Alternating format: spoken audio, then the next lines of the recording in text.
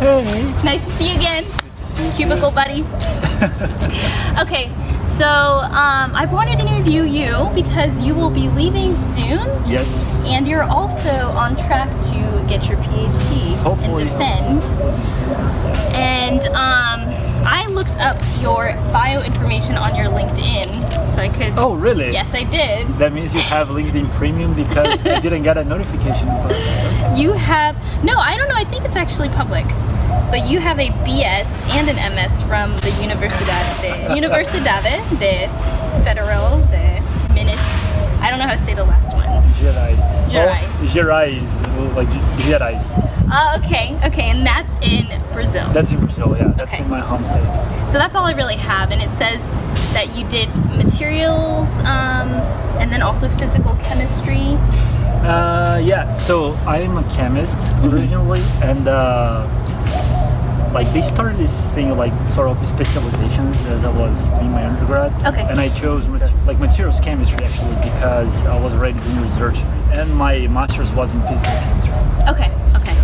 So that was the side I couldn't get from LinkedIn. But That's all you could find. Oh my god, I need to work like a lot on my resume. Okay, that's good to know. But anyways, that is Marco's background. So obviously you're from Brazil. Yeah. And my first questions I guess I ask everyone is, how did you get into material science? It wasn't planned at all. I don't know, like sometimes I have the impression that people, they can trace wherever their life ended up at, like from childhood or like early adolescence or something like that. But like for me it was accidental in the sense that, like, first of all, when I decided to study chemistry, I was in high school. I wasn't sure on what to like apply for on colleges, and then one day, like, I was casually thinking of like, oh, whatever I decide to do with my life, I wanna, probably buy some chemistry books and keep reading about it because I enjoy it. And then that was the moment I was like walking, like leaving school, going home for lunch, and that was exactly when I had the realization that, like, okay, why not try chemistry?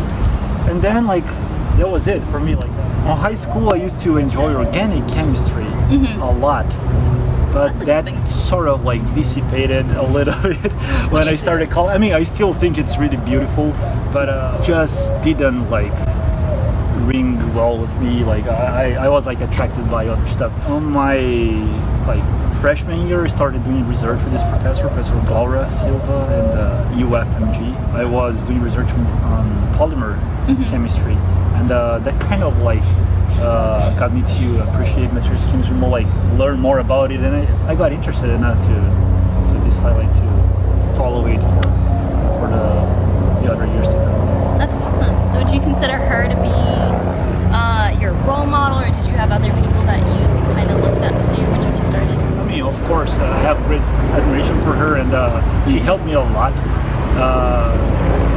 And like through my entire life, she still helps me when I need something. And one thing was particularly interesting when I started working with her. She was like just about to begin this big project, and about that after that she got really busy. So I was probably the last undergrad student that she could really like spend time with, like training and everything. And she used to put me like to study like book chapters about whatever stuff I was working with, and present that to her. So I think that was like really important for me to like become comfortable with talking in public, and also like I could learn a lot of the content, and she would give me a lot of good feedback. So I mean, she was very important on my formation, and she gave me a lot of opportunities to learn. It was like through her that I ended up at Rice during my master's for 9 months, and that was like the time where I started like to carve my way through the PhD as well. Well, then once you came to Rice, what was the work you started doing here? I came to Rice first during my master's, and we had a project going on developing components that would allow supercapacitors to be operational in a very wide temperature range, from like room temperature up to as much as we could get. And the initial goal was 200 degrees Celsius. Okay. And a lot of people working, in the end we were able to get it. But then the funding agency decided that they were also interested in batteries. Okay. And so like I started a little bit to play with batteries in the end of this internship in my master's that I and then I returned, like funded by the same project to keep it going, and we are still doing it. So it turned out like a really big challenge like that. Took a lot of energy from us, and it was cool because I always expected it would be really hard to get it to work, and we were getting stuff like slowly. Results. So yeah. So you just started batteries then when you got to Rice. You studied. Yeah, yeah. Okay. So I had like zero experience besides like basic chemistry, like Daniel's battery, like all the basic things that we learned, and that's it. That's nuts, though. And then it always bothers me a lot when I'm doing something, like I'm assigned to do something, I'm interested in something, and I don't know the basics, so like I really try to learn it as much as I can, and so like I started to really enjoy battery science, I guess. Well, that's a good thing. Yeah. Was it scary when you started though, because you started kind of from scratch?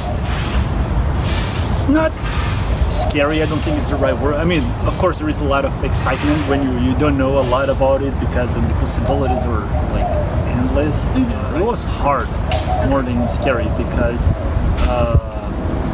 I had to like have a constant output of data for the funding agency, even though like I was learning my way through. So like on the way I did like a lot of very like basic mistakes that kind of like impeded our advancement and everything, but I guess that's part of learning. Okay, so it's a bit of a learning curve though. Yeah. I feel like every PhD, I guess. I mean, we are always like highly unprepared, like in terms of technical knowledge, to whatever we are supposed to, or whatever we decide to do with our PhD. So. Or do you have a moment in your career here that you thought was the worst thing ever and also the best thing ever? Looking back, I can say that at sometimes I was like extremely frustrated. At the very moment that I was frustrated, like I didn't really feel like that. Like that was the worst moment in my life. I just felt like I really wanted to solve that, and I kept going. Like when I look back, I was like, oh my god, that was a shitty time. But can I say that on record? Yeah, it's fine. But it was hard, but like somehow I think the willingness to learn and the hopes that we could solve the problem and get something out of it. And I kind of like got the impression, because like there was something very good in working with the giant. It's because he's very ambitious on the problems he decides to attack. And like, as I said, in the beginning I thought it would be like maybe even impossible to achieve what we're kind of like getting close day by day to get. I spent, I don't know, a couple of years of my life trying to do some of these things, and it worked to some extent. And I don't know if everything is supposed to work to some extent in the end, but it just did. And it's nice to see like that we didn't like give up. I mean, PhD isn't just about all the work you did, and you've done a lot of things outside of that. You've hung out with friends. What are kind of some of the hobbies that you would do outside your PhD? I enjoy playing soccer. I played for the GSA team in the intramural league at Rice. We were able to win the championship twice. Really? Yeah, that was really fun. Wow, I did not know this. Yeah. This year I was in Brazil during the final, and oh no! I'm really proud that my boys were able to pull it out. Yeah, we got it. Wait, what position do you play? I'm a central defender. Wow. Yeah. So what else?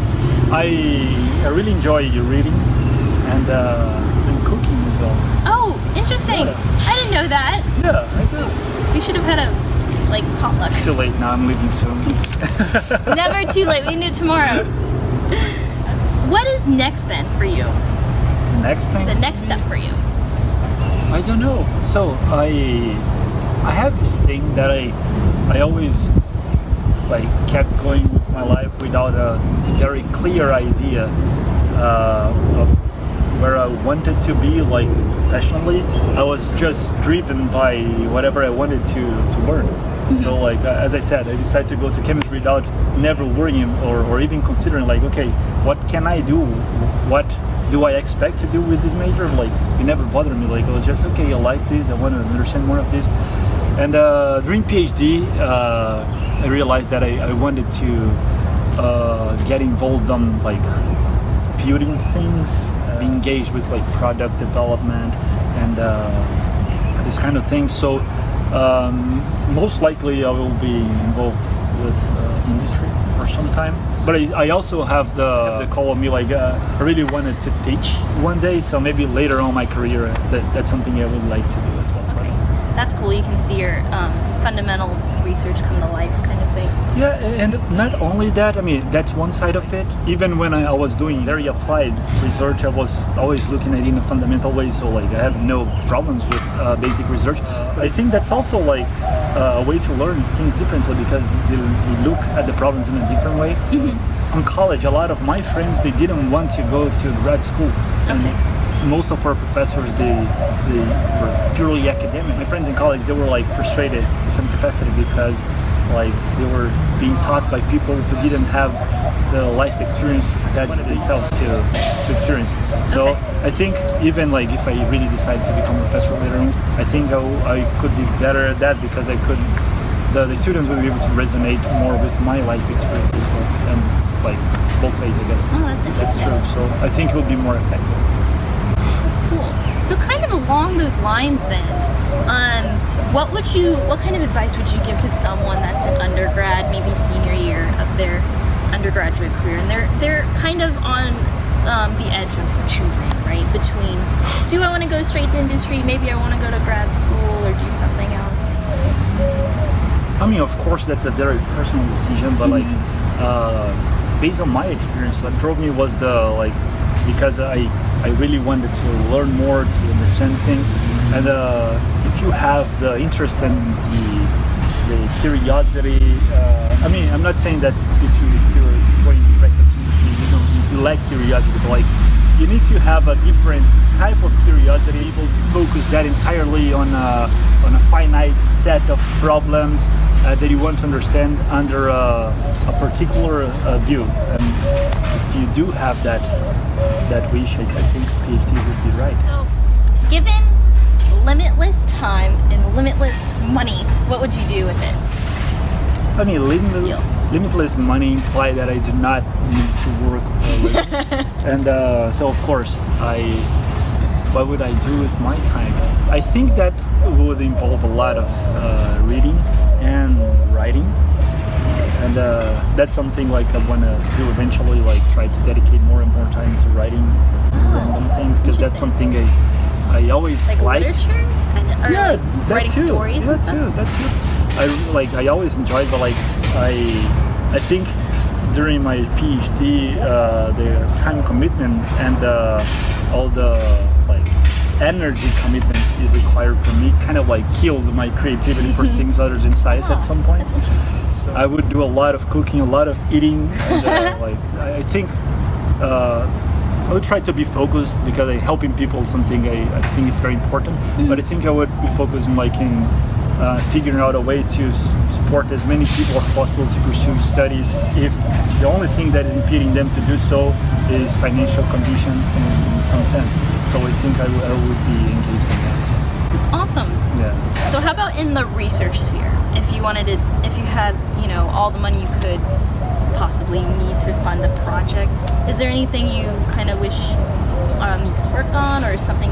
Yeah, so I actually had that like thought experimenting a couple of times myself, that I thought like, oh, well, what if I was like super rich? But like I enjoy new research, like that wasn't on the list I just told you about, but I think I would do that. But I always got to the conclusion that it's not sustainable for you to take your fortune to try to sustain a lab. Why not? People unless do that for space. Well, but I mean, it's not for profit, right? So you would be a little challenge. I mean, a lot of companies are doing big things for profit lately, and it's working out. But it's not the type of science I guess I would be doing. So if I was doing just for fun, I wouldn't do like the most basic research possible, and probably like work as a volunteer postdoc or something. Yeah, granted that I can get my PhD, of course, in the end of the year first. Of course. Yeah. Okay. Well, last question is, if you could choose any person living now or in the past to meet, have dinner with, and just have a discussion, with? There's a podcast that I like. The guy always asks that Really? Yeah. Okay. Yeah. Well, there you go. Now you get to answer.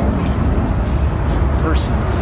Oh my God, that's so hard. One thing that really fascinated me is to understand the source of creations. Like it can be like scientific, like when someone has an insight, like okay, where did that come from? Like, or what were you doing? Like, what ended up like sparking that idea? And the same thing applies for music or like literature. I was like, oh, where did that idea come from? So I can't really pick one person for that, but it would definitely revolve around trying to understand where someone got inspiration to get something done. Or like the origins of anything. Yeah. So the person that discovered it. Yeah, exactly. How did you and think that's of that? one of the reasons. Like I was always interested in like history of science in some sense, but more on a personal sense, and kind of like learning more about the